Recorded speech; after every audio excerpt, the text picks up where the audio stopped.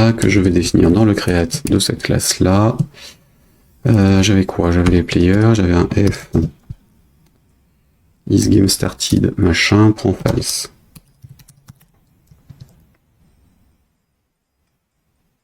La grille, on s'en fout. Ça, c'est bon.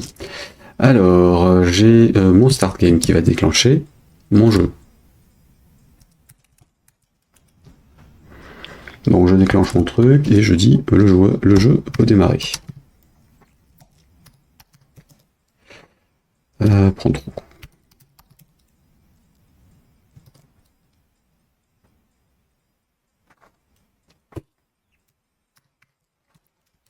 Je vais décaler d'un cran puisque non, c'est bien là.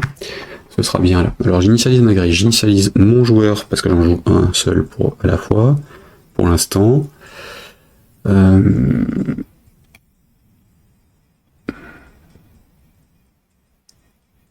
C'est bon. C'est bon. Donc ma boucle de jeu.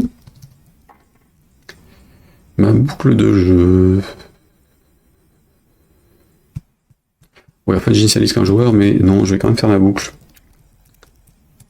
J'ai créé les 4.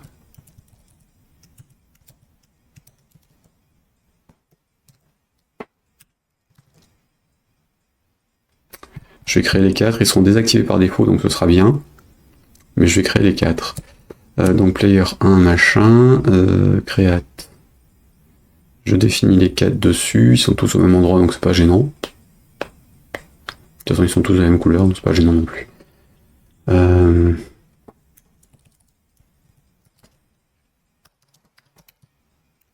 If player ID égale tsel type de player 1 z begin and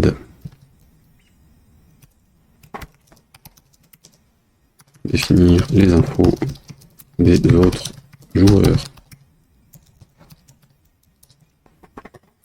Alors j'essaie de créer les 4 parce qu'en fait ce sera plus simple, comme ça j'aurai ma boucle de jeu, j'aurai pas besoin de savoir combien j'ai de joueurs actifs. Je vais juste tester leur état. Du coup, ma boucle de jeu, elle est dans le timer, elle est ici. Elle doit se déclencher uniquement si... Alors ça fonctionne sous Windows comme un endroit qui l'attend toutes les X millisecondes d'un message, et donc quand je reçois le message, c'est pas forcément dans le temps que ça a été défini, si j'en ai trop. Du coup, ici, je dois vérifier que je suis toujours en train de jouer, et que ma boucle elle est toujours active. Donc if gameloop.enabled n'est pas actif, then exit. Je fais pas le traitement de la boucle si j'ai déjà désactivé le truc alors que je suis en train de traiter des messages en file d'attente. Si mon jeu n'est pas actif,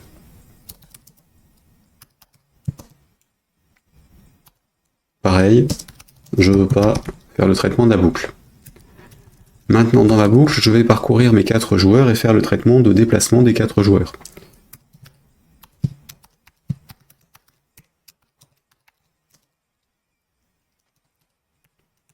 Et donc, du joueur 1 au joueur 4, for player ID, prend tsel player 1, to tsel player 4, do begin end.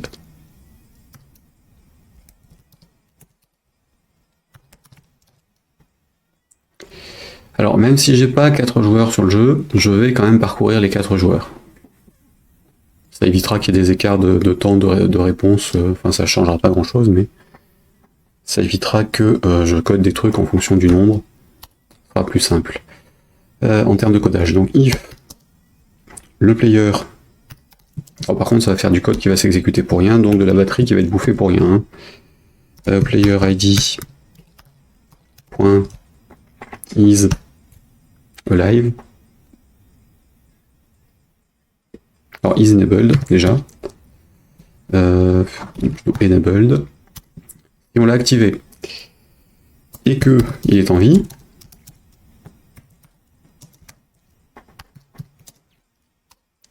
Je traite son fonctionnement. Son fonctionnement est un move. Donc je vais récupérer ses coordonnées actuelles.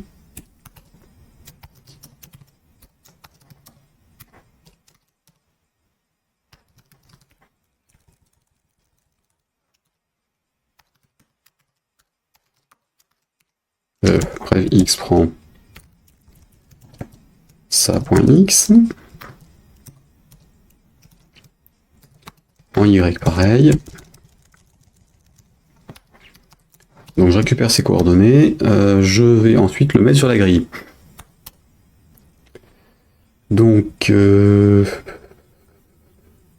dans le joueur, je vais traiter le déplacement. Ah, c'est là qu'il faut que je traite les... Oui, c'est ici qu'il faut que je traite les collisions. Donc j'avais dit collision. J'ai juste le déplacement à traiter. Donc là, je fais un X et un Y uniquement.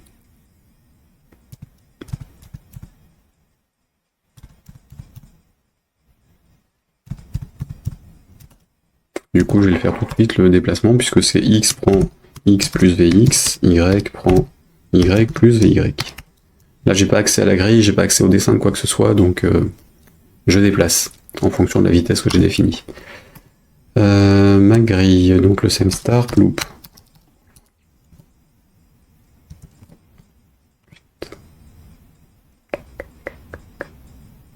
Oui, alors je vais traiter la fin du jeu, donc is playing.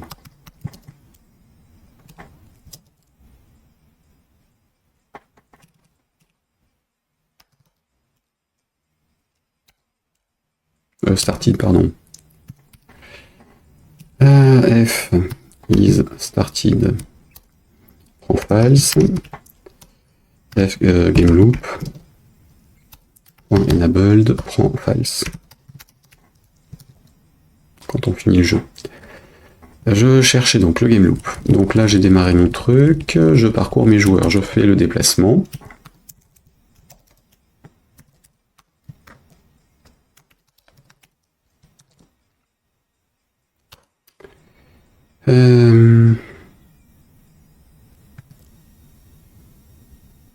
Donc là j'ai testé si j'ai gagné ou pas.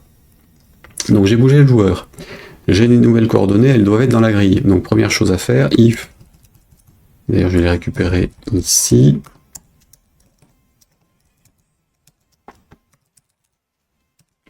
If ça est inférieur à 0. Ou ça est inférieur à 0, évidemment je suis hors de la bordure, ça plante. Ou ça est supérieur ou égal au nombre de colonnes. Ou y supérieur ou égal au nombre de rows. Pareil, j'ai débordé d'un côté ou de l'autre. Donc dans ce cas,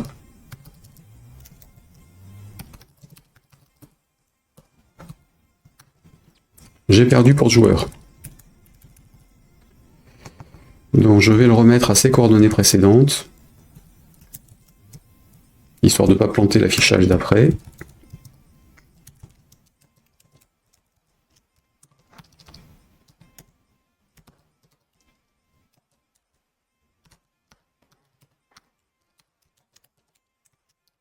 Et je le tue.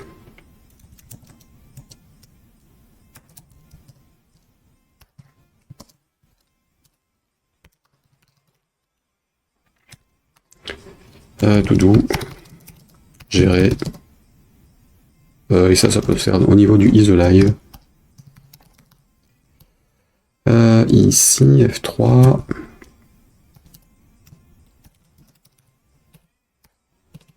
Doudou, traité, mort du joueur.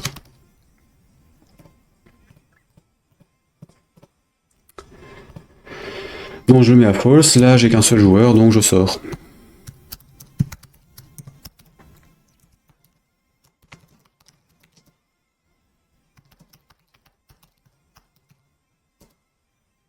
Si multijoueur, vérifier si les autres sont en vie.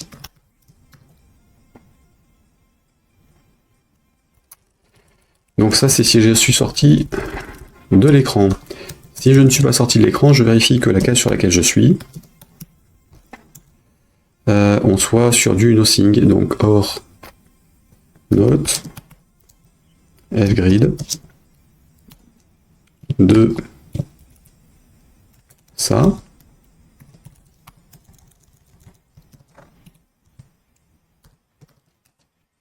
Égal, TCL type, OneNoSign. Je suis à l'extérieur de l'écran ou je suis sur une case qui n'est pas vide. Je plante. Dans le cas contraire, bah, mon élément il est sur la nouvelle case, donc j'ai juste à dessiner la nouvelle case et j'ai pas à effacer l'ancienne. Donc ma nouvelle case c'est fgrid, c'est celle-ci.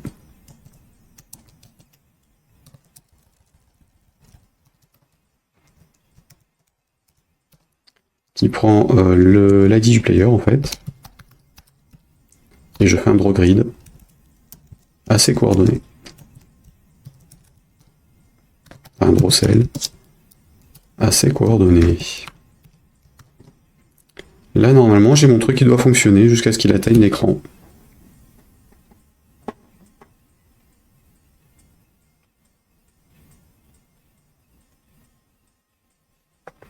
Alors classique, un grand classique, j'essaye de dessiner l'écran alors que je n'ai pas défini l'affichage. Puisque je fais un resize après, CTRL F2. Je sais plus comment je l'ai géré dans l'autre, donc on va simplement regarder after création, construction, j'ai ma taille de la zone, keyboard init scène machin, ok. Oui, c'est normal, j'ai pas défini le bitmap dans lequel je dessine. Ça c'est bon. Je l'ai fait au niveau du init game. Donc je vais reprendre ça. Et le draw cell, ok.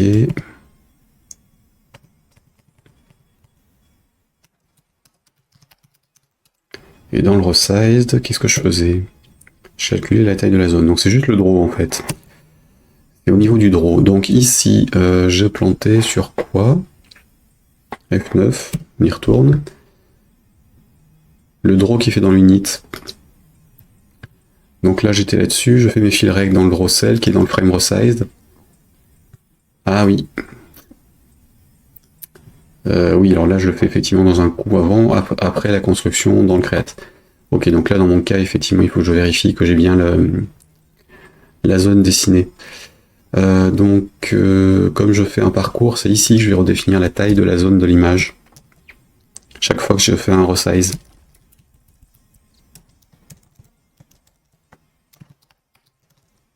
Je dois changer la taille de l'image. Et comme je déclenche un resize au démarrage de l'écran, quoi qu'il arrive, je ne dois pas avoir de problème.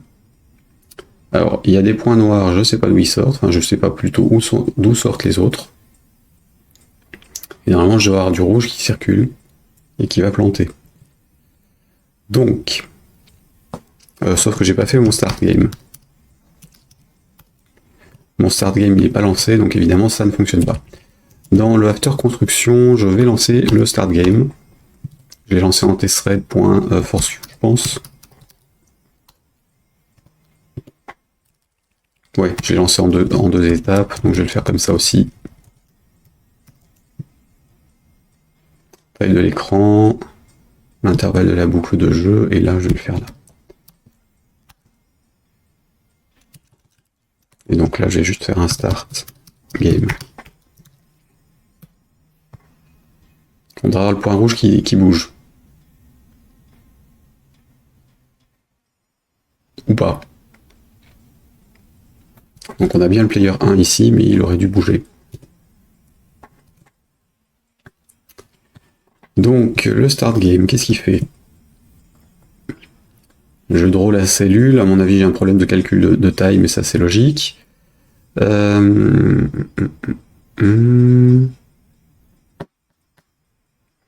J'initialise mes joueurs, j'ai bien les infos, j'en ai un rouge qui apparaît, c'est bon.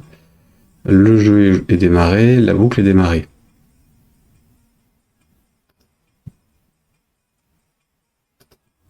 Et là j'ai bien mis 3, oui. Donc ma boucle est démarrée, mon game loop. Est-ce que j'y passe?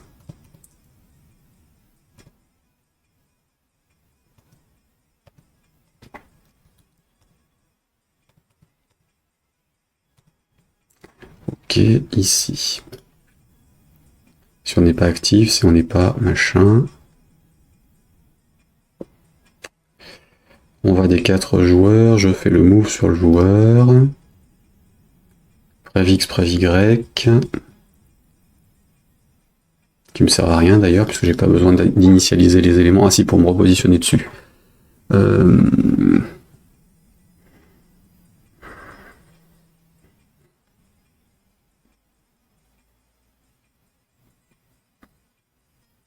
Non, en fait, je m'en fiche, j'ai pas besoin de réinitialiser les coordonnées, il est désactivé. Il n'y a pas de raison que je le redessine quelque part. Donc, puisqu'à aucun moment je redessine quoi que ce soit à partir des joueurs, sauf quand je les bouge. Donc ça c'est ok, endgame, il sort du truc et il sort de l'écran. Et là il me sert à rien, puisque de toute façon, j'ai que ça qui est traité.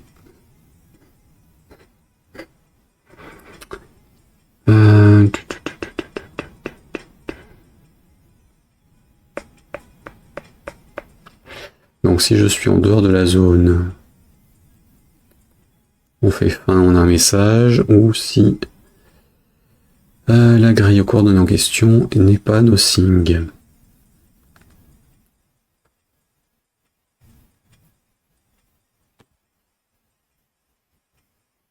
La grille aux coordonnées du joueur prend player, on dessine la zone.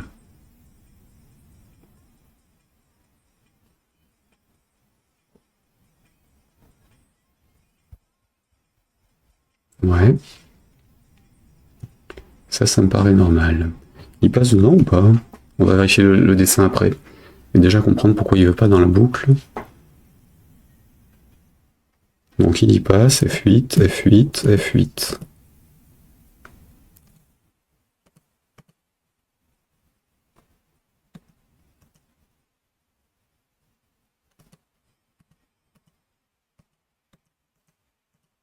J'ai oublié d'activer le joueur 1. Donc il risque pas de jouer.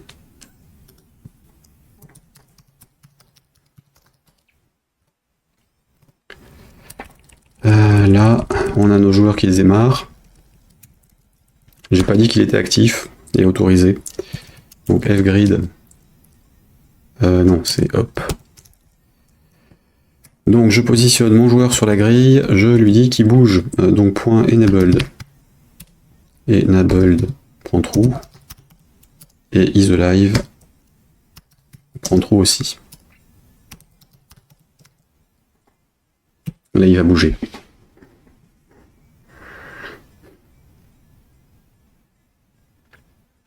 Donc j'ai bien mes 4 cases. Et au bout d'un certain temps, il devrait me faire un show message.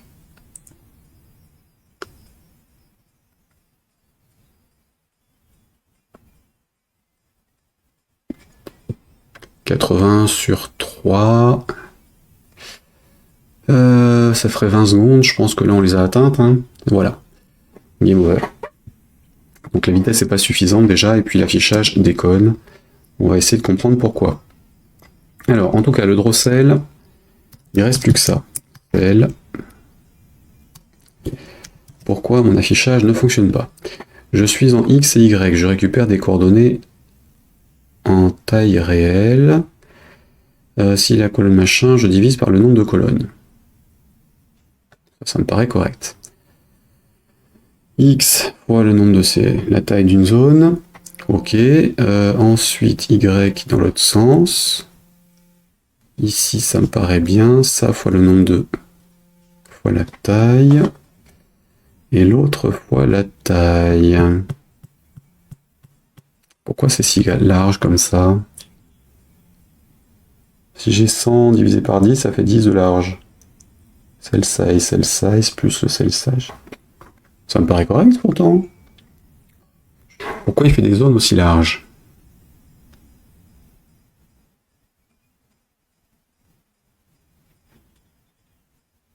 Ah bah oui, c'est logique. J'ai calculé mes coordonnées actuelles, donc j'ai plus besoin de remultiplier par la taille, évidemment. N'importe quoi. Donc là, je suis en pixels. Je suis déjà sur la bonne taille, et donc la bonne taille plus la largeur d'une cellule, et la bonne taille plus la hauteur d'une cellule. ils sont carrés, donc on est tranquille. Là, le dessin est correct. Le fonctionnement devrait être bon. On est sur le truc. Je vais quand même tester par mesure de précaution que mon XY est bien dans la zone. Donc if X est inférieur à 0, comme ça va éviter de planter le programme au cas où. Y inférieur à 0, il n'y a aucune raison, hein, mais on ne sait jamais. X est supérieur ou égal à call count, ou c'est pas un AND, c'est un OR. J'ai vraiment du mal avec les AND et OR en ce moment, je sais pas pourquoi. Hop. Enfin, j'inverse à chaque fois. Toc. Y est supérieur ou égal à count. À ce moment-là, je ne fais pas le traitement. Bien. Normalement, j'ai mon dessin. Et il doit bouger une case toutes les 3 cases par seconde. On n'a plus qu'à gérer les mouvements. Voilà. Alors pourquoi j'ai un maillage?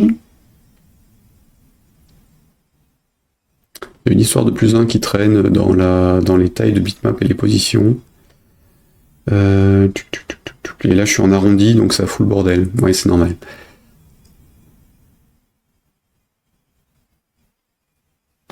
Bon, évidemment on va accélérer, hein, parce que là 3 cases c'est pas suffisant, on va dire au moins 5. Hop, F9.